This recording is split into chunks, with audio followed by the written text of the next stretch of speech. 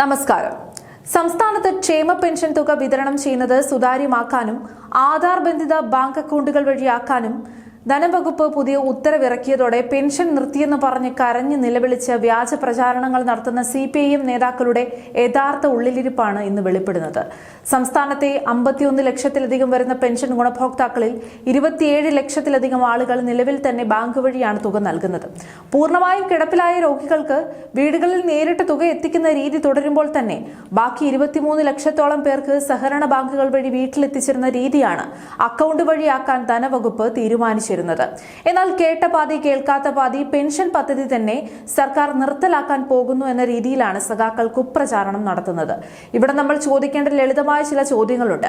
തുക ബാങ്ക് അക്കൗണ്ടുകളിലേക്ക് സുരക്ഷിതമായി എത്തുമ്പോൾ പെൻഷൻ എങ്ങനെയാണ് ഇല്ലാതാക്കുന്നത്? ഓരോരുത്തർക്കും വീടുകളിൽ പെൻഷൻ എത്തിക്കുമ്പോൾ വിതരണം ചെയ്യുന്നയാൾക്ക് 25 രൂപ വീതം ഇൻസെന്റീവ് നൽകണമായിരുന്നു. ഇതിനു പുറമെയാണ് വീടുകളിൽ പണവുമായി ചെന്ന് പാർട്ടിയുടെ 2000 തന്നില്ല 500 വേണമെന്നൊക്കെ പറഞ്ഞ് വാങ്ങിയിരുന്ന നിർബന്ധിത പിരിവും കമ്മീഷൻ അടിയും. ബാങ്ക് അക്കൗണ്ടുകളിലേക്ക് നേരിട്ട് പണം എത്തുമ്പോൾ ഈ ഇടനിലക്കാരുടെ പണപ്പിരിവും ഭീഷണിയും കട്ടപ്പുകയാകുമെന്ന ഒരൊറ്റ വേവലാതിയാണ് സഖാക്കളുടെ ഈ കരച്ചിലിന് പിന്നിൽ. മറ്റൊരു പ്രധാന കാര്യം, പെൻഷൻ നൽകാനായി രൂപീകരിച്ച സോഷ്യൽ സെക്യൂരിറ്റി പെൻഷൻ കമ്പനിക്ക് പണം കടം നൽകിയ പ്രാദേശിക സഹകരണ ബാങ്കുകളുടെ കൺസോർഷ്യത്തിന് സർക്കാരിലേക്ക് 7600 കോടിയിലധികം രൂപ കുടിശ്ശികയുണ്ട് എന്ന യാഥാർത്ഥ്യമാണ്.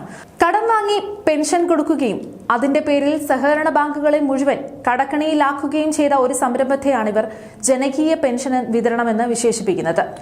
സഹകരണ സംഘങ്ങളിലെ നിക്ഷേപക പിരിവുകാരെയും പാർട്ടി ഏജന്റുമാരെയും വെച്ച് നടത്തിയിരുന്ന ഈ വിതരണത്തിന്റെ മറവിൽ എത്രയൊക്കെ തട്ടിപ്പുകൾ നടന്നുവെന്ന് നമ്മൾ മുൻപ് കണ്ടതാണ്. ആധാർ ബന്ധിത അക്കൗണ്ടുകൾ ഇല്ലാത്തവർക്ക് അത് ഉറപ്പുവരുത്താനും കിടപ്പ് രോഗികളെ നിശ്ചയിക്കാനുമുള്ള നടപടിക്രമങ്ങൾ നടക്കുന്നത് കൊണ്ട് തന്നെ നിലവിലെ രീതി ഓണം വരെ തുടരുമെന്ന് സർക്കാർ വ്യക്തമാക്കിയിട്ടുമുണ്ട്. എന്നാൽ എന്തുകൊണ്ടാണ് തുക അക്കൗണ്ടുകളിലേക്ക് വരുമ്പോൾ ഇത്രയും ഭയം? പാവപ്പെട്ടവരടക്കമുള്ള വയസ്സായവർക്ക് ബാങ്കിൽ പണം എത്തിയാൽ അവരെ പറഞ്ഞു പറ്റിക്കാനും വോട്ട് ബാങ്ക് ആക്കി മാറ്റാനും വടക്കും തെക്കുമുള്ള കമ്മിറ്റി ഓഫീസുകളിലേക്ക് കമ്മീഷൻ തട്ടിയെടുക്കാനും കഴിയില്ല എന്നത് തന്നെയാണ് പ്രധാന കാരണം. ജനങ്ങളുടെ നികുതി പണം കൊണ്ട് നൽകുന്ന പെൻഷൻ ആരുടെയും ഔദാര്യമല്ല, അത് ജനങ്ങളുടെ ജനാവകാശം തന്നെയാണ്. ഇടനിലക്കാരില്ലാത്ത പാവപ്പെട്ടവരുടെ കൈകളിലേക്ക് തുക കൃത്യമായി എത്തുന്ന സുതാര്യ രീതി നടപ്പിലാക്കുമ്പോൾ വ്യാജ പ്രചാരണങ്ങളുമായി ഇറങ്ങുന്നവരുടെ തനിനിറം ജനം തിരിച്ചറിയുക തന്നെ ചെയ്യും.